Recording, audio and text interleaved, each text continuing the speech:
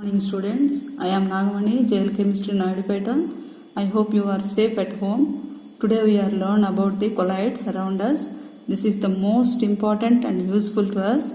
Most of the substances we come across in our daily life are colloids. Example, the food we eat, the clothes we wear, house we live in, and wooden furniture that we are use. These are all largely composed of colloids. Here we have interesting and noteworthy information about colloids.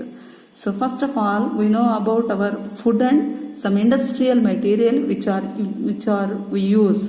The food materials are, first of all, the food regularly we are using are milk, butter, ice creams, fruit juice, and these are all the colloids. Whereas the industrial materials which we are use are paints, ink, synthetic plastics, rubber, graphite, lubricants and cement, etc. These are the industrial materials which are using in our daily life.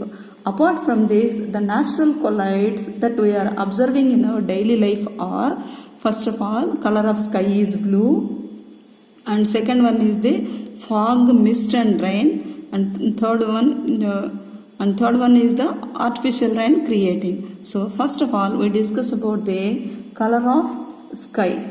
Dust and water vapor particles present in air. So this dust particles and water vapor particles scatters the blue color wavelength light. Hence we can able to see the sky is blue in color. That is the effect of the Tyndall effect. We have already learnt about the Tyndall effect. And second one is the fog, mist and rain. Large mass of air contains dust particles and water vapor. When they are cool below its dew point, water vapor condenses to fine droplets, and these fine droplets of water are attached to the surface of the dust particles, forming fine droplets. So these droplets of colloids float in air in the form of a fog and mist. On condensation of upper atmosphere, the colloid droplets of water became bigger and bigger by the association of these colloidal particles and come down in the form of rain. So sometimes the rainfall will occur when two oppositely charged clouds are meet. So the other examples here we discussing are based on the coagulation of colloids. So this is about the importance of the colloids.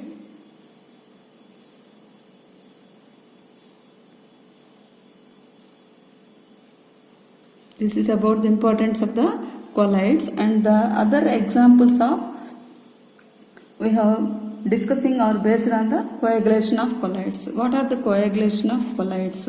First one is the artificial rain, and then second one is the styptic action of alum, and third one is the soils and formation of deltas. So these are the important colloids, important coagulation properties of the colloids. So first one is artificial rain.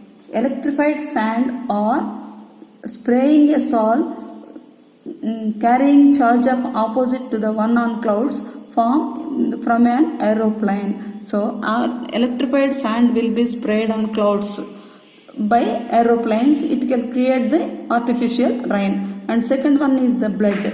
Blood is colloidal of albuminoid particles in water. The styptic action of alum. When cuts are happen, we apply alum or ferric chloride solution. The Al3 plus and Fe3 plus ions are readily coagulates the blood, which stops further bleeding. Soils, fertile soil. Next one is the soils.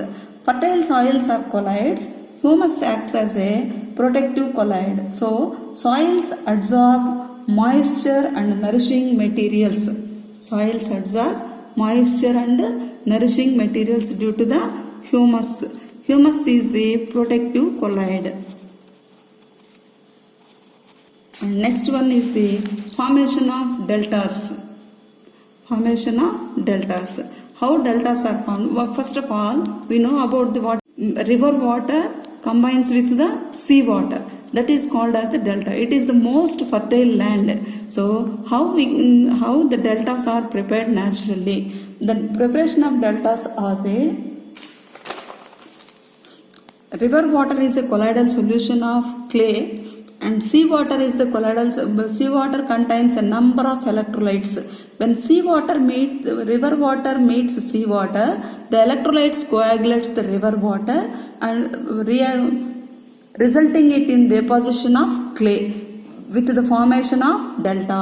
So deltas are here. The deltas are formed by the coagulation of both the seawater and the river water. So river water settles down by the electrolytic action of seawater. And next one is the application of colloids. Colloids widely used in the industries. There are some of examples are is the applications of colloids. Colloids widely used in the industries. Some examples are electrical precipitator of smoke. So it is called as the Cottrell filter. Smoke contains dust, carbon and arsenic particles. When smoke comes out from chimney, they go through the precipitator. It contains a plates of having opposite charges to the particles which are carried by the smoke. So the particles gets precipitated when they come into the contact with the plates. When the gas is in contact with these plates, it can precipitate or coagulate the particles of gas or like a dust, and they come down to the bottom of the chamber. And next one is the important one, that is medicines. Most of the medicines are colloidal particles as in nature. So first of all, the first medicine which you used, very important medicine, is the argyrol. It is a silver salt. It is used as eye lotion. And second one is the gold salt. It is used in the intramuscular injection. And third one is the colloidal antimony. It is used in the curing of Kala-Azar disease. And fourth one is the milk of magnesia. It is very familiar to us. It is used in the stomach disorders. And next one is the important one, tanning.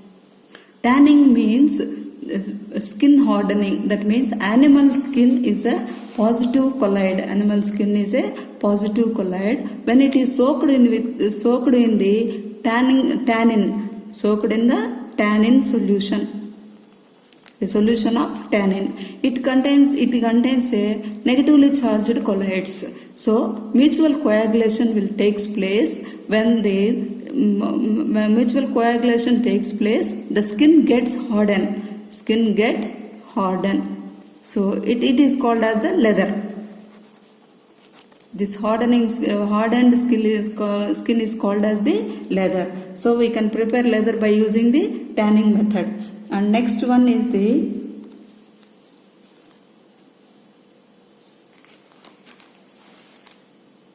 cleansing action of soaps and detergents, and photographic plates and films. These are all the examples of the colloids. And next one is the rubber. We are regularly using rubber. Rubber plant latex is the colloidal solution of rubber particles. Rubber is extracted from the latex which is secreted from the plant. So plant latex is a colloidal solution of rubber particles which are negatively charged. Rubber obtained from the latex by coagulation. Rubber is also obtained from the plant by the coagulation. This is about the colloids around us. I hope you may understand it.